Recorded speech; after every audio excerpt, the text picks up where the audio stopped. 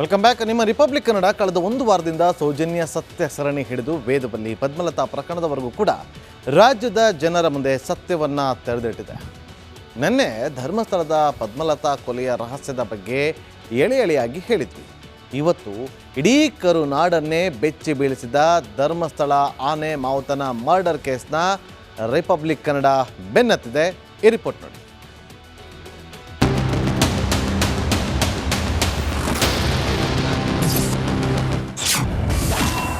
ಆನೆ ಮಾವುತ ಮರ್ಡರ್ ರೋಚಕ ರಹಸ್ಯ ರೇವೆ. ನಾರಾಯಣ ಯಮುನಾ ಕೊಲೆಗೆ ಮರ್ಡರ್ ಲಿಂಕ್.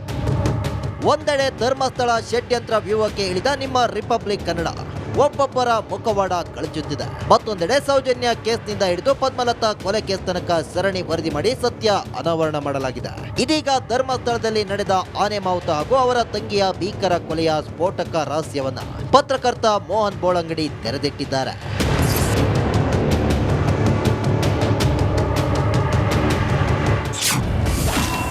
ಧರ್ಮಸ್ಥಳ ಆಸುಪಾಸಿನಲ್ಲಿತ್ತು ಮಾವುತನ ಮನೆ.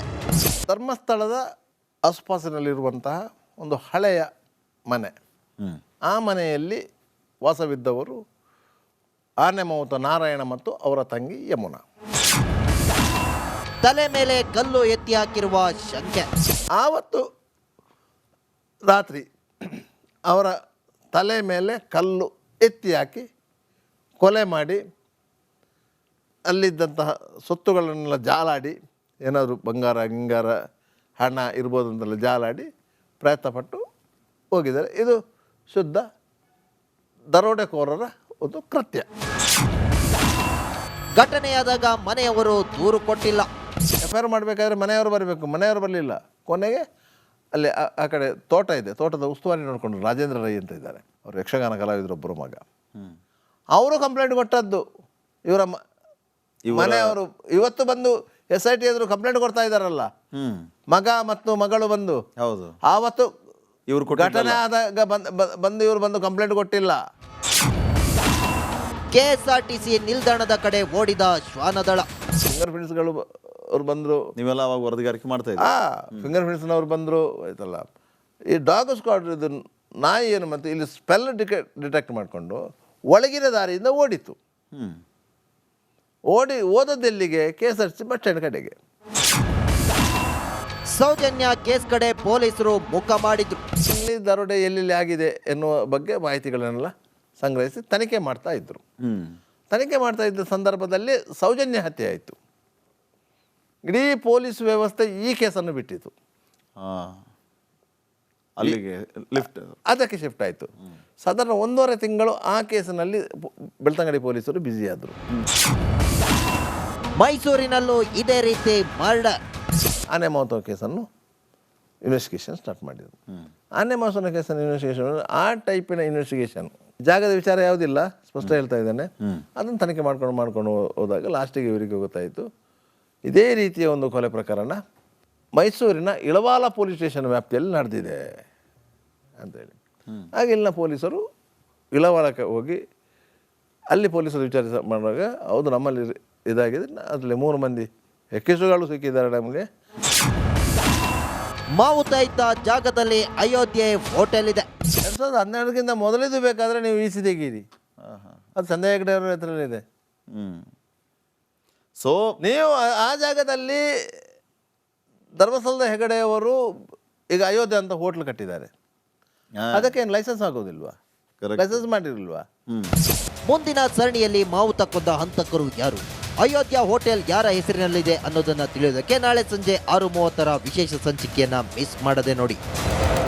Bureau report, republic Kannada. Welcome back. ನಿಮ್ಮ ರಿಪಬ್ಲಿಕ್ ಕನ್ನಡ ಕಳೆದ ಒಂದು ವಾರದಿಂದ ಸೌಜನ್ಯ ಸತ್ಯ ಸರಣಿ ಹಿಡಿದು ವೇದವಲ್ಲಿ ಪದ್ಮಲತಾ ಪ್ರಕರಣದವರೆಗೂ ಕೂಡ ರಾಜ್ಯದ ಜನರ ಮುಂದೆ ಸತ್ಯವನ್ನು ತೆರೆದಿಟ್ಟಿದೆ. ನಿನ್ನೆ ಧರ್ಮಸ್ಥಳದ ಪದ್ಮಲತಾ ಕೊಲೆಯ ರಹಸ್ಯದ ಬಗ್ಗೆ ಎಳೆಯಾಗಿ ಹೇಳಿದ್ವಿ. ಇವತ್ತು ಇಡೀ ಕರುನಾಡನ್ನೇ ಬೆಚ್ಚಿ ಬೀಳಿಸಿದ ಧರ್ಮಸ್ಥಳ ಆನೆ ಮಾವುತನ ಮರ್ಡರ್ ಕೇಸ್ನ ರಿಪಬ್ಲಿಕ್ ಕನ್ನಡ ಬೆನ್ನತ್ತಿದೆ. ಈ ರಿಪೋರ್ಟ್ ನೋಡಿ.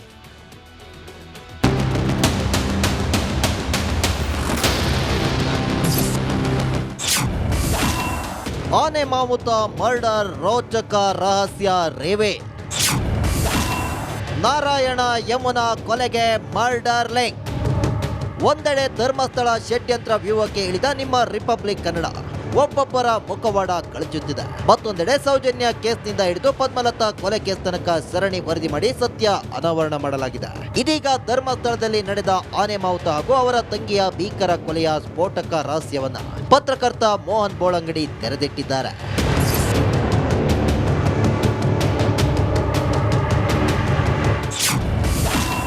ಧರ್ಮಸ್ಥಳ ಆಸುಪಾಸಿನಲ್ಲಿತ್ತು ಮಾವುತನ ಮನೆ.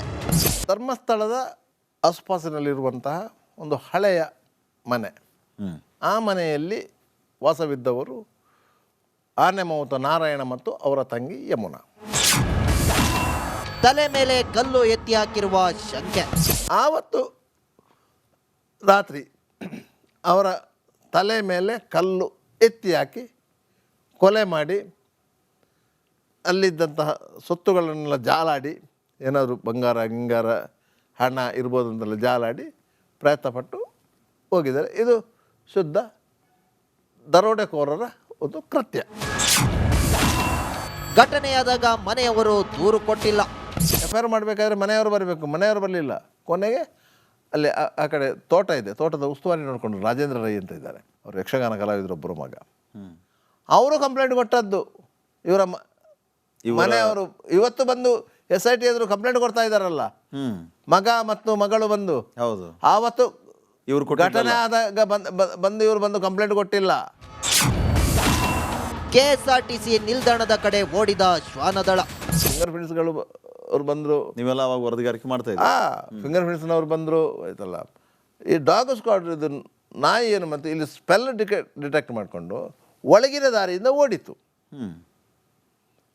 ಓದದ್ದೆಲ್ಲಿಗೆ? KSRTC ಬಸ್ ಸ್ಟ್ಯಾಂಡ್ ಕಡೆಗೆ. ಸೌಜನ್ಯ ಕೇಸ್ ಕಡೆ ಪೊಲೀಸರು ಮುಖ ಮಾಡಿದ್ರು. ಇಲ್ಲಿ ದರೋಡೆ ಎಲ್ಲೆಲ್ಲಿ ಆಗಿದೆ ಎನ್ನುವ ಬಗ್ಗೆ ಮಾಹಿತಿಗಳನ್ನೆಲ್ಲ ಸಂಗ್ರಹಿಸಿ ತನಿಖೆ ಮಾಡ್ತಾ ಇದ್ರು. ತನಿಖೆ ಮಾಡ್ತಾ ಇದ್ದ ಸಂದರ್ಭದಲ್ಲಿ ಸೌಜನ್ಯ ಹತ್ಯೆ ಆಯಿತು. ಇಡೀ ಪೊಲೀಸ್ ವ್ಯವಸ್ಥೆ ಈ ಕೇಸನ್ನು ಬಿಟ್ಟಿತು, ಅಲ್ಲಿಗೆ ಲಿಫ್ಟ್ ಅದಕ್ಕೆ ಶಿಫ್ಟ್ ಆಯಿತು. ಸಾಧಾರಣ 1.5 ತಿಂಗಳು ಆ ಕೇಸಿನಲ್ಲಿ ಬೆಳ್ತಂಗಡಿ ಪೊಲೀಸರು ಬ್ಯುಸಿಯಾದರು.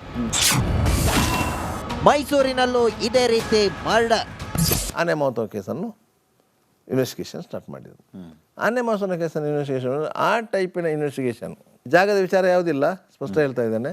ಅದನ್ನು ತನಿಖೆ ಮಾಡ್ಕೊಂಡು ಹೋದಾಗ ಲಾಸ್ಟಿಗೆ ಇವರಿಗೆ ಗೊತ್ತಾಯಿತು ಇದೇ ರೀತಿಯ ಒಂದು ಕೊಲೆ ಪ್ರಕರಣ ಮೈಸೂರಿನ ಇಳವಾಲ ಪೊಲೀಸ್ ಸ್ಟೇಷನ್ ವ್ಯಾಪ್ತಿಯಲ್ಲಿ ನಡೆದಿದೆ ಅಂತೇಳಿ. ಹಾಗೆ ಇಲ್ಲಿನ ಪೊಲೀಸರು ಇಳವಾಲಕ್ಕೆ ಹೋಗಿ ಅಲ್ಲಿ ಪೊಲೀಸರು ವಿಚಾರಿಸ ಮಾಡುವಾಗ ಹೌದು ನಮ್ಮಲ್ಲಿ ಇದಾಗಿದೆ, ಅದರಲ್ಲಿ 3 ಮಂದಿ ಎಕ್ಕೆಸುಗಳು ಸಿಕ್ಕಿದ್ದಾರೆ ನಮಗೆ. ಮಾವುತ ಇದ್ದ ಜಾಗದಲ್ಲಿ ಅಯೋಧ್ಯೆ ಹೋಟೆಲ್ ಇದೆ. 2012ಕ್ಕಿಂತ ಮೊದಲಿದ್ದು ಬೇಕಾದರೆ ನೀವು ಈಸಿ ತೆಗೀರಿ, ಅದು ಸಂಧ್ಯಾ ಹೆಗಡೆ ಅವರ ಹೆಸರಲ್ಲಿದೆ. ಸೊ ನೀವು ಆ ಜಾಗದಲ್ಲಿ ಧರ್ಮಸ್ಥಳದ ಹೆಗಡೆಯವರು ಈಗ ಅಯೋಧ್ಯೆ ಅಂತ ಹೋಟ್ಲ್ ಕಟ್ಟಿದ್ದಾರೆ, ಅದಕ್ಕೇನು ಲೈಸೆನ್ಸ್ ಆಗೋದಿಲ್ವಾ? ಲೈಸೆನ್ಸ್ ಮಾಡಿರಲ್ವಾ? ಮುಂದಿನ ಸರಣಿಯಲ್ಲಿ ಮಾವುತ ಕೊಂದ ಹಂತಕರು ಯಾರು, ಅಯೋಧ್ಯ ಹೋಟೆಲ್ ಯಾರ ಹೆಸರಿನಲ್ಲಿದೆ ಅನ್ನೋದನ್ನ ತಿಳಿಯೋದಕ್ಕೆ ನಾಳೆ ಸಂಜೆ 6:30 ವಿಶೇಷ ಸಂಚಿಕೆಯನ್ನ ಮಿಸ್ ಮಾಡದೆ ನೋಡಿ. Bureau report, republic Kannada.